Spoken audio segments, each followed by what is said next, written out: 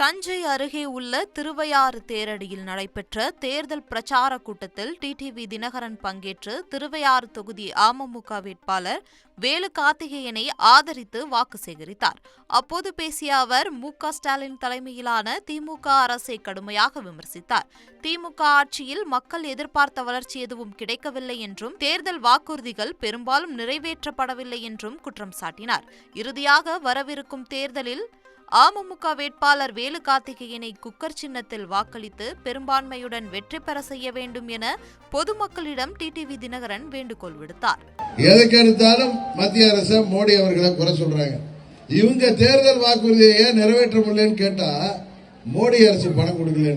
21 இவங்க தேர்தலில் போட்டிட்டப்ப காங்கிரஸ் கூட்டணி, அப்ப மத்தியில மோடி பிரதம மந்திரி, அவருக்கு எதிராக கூட்டணி அமைச்சிட்டு அவர் எங்களுக்கு பணம் கொடுக்கலன்னு சொன்னா எப்படி? இன்றைக்கு நல்ல வேலை அண்ணன் ஏபிஎஸ் ஆட்சியில தான் பாதுகாக்கப்பட்ட விவசாய மண்டலமாக நமது டெல்டா பகுதி அறிவிக்கப்பட்டது. இல்லாட்டி இதையே வித்துட்டு போயிருப்பாங்க.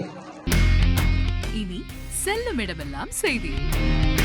தந்தி டிவியின் வாட்ஸ்அப் சேனலை ஃபாலோ பண்ணினா செல்ல இருக்கும் இடமெல்லாம் செய்தி. இதோ QR கோட் இப்பவே ஸ்கேன் பண்ணுங்க, ஃபாலோ பண்ணுங்க.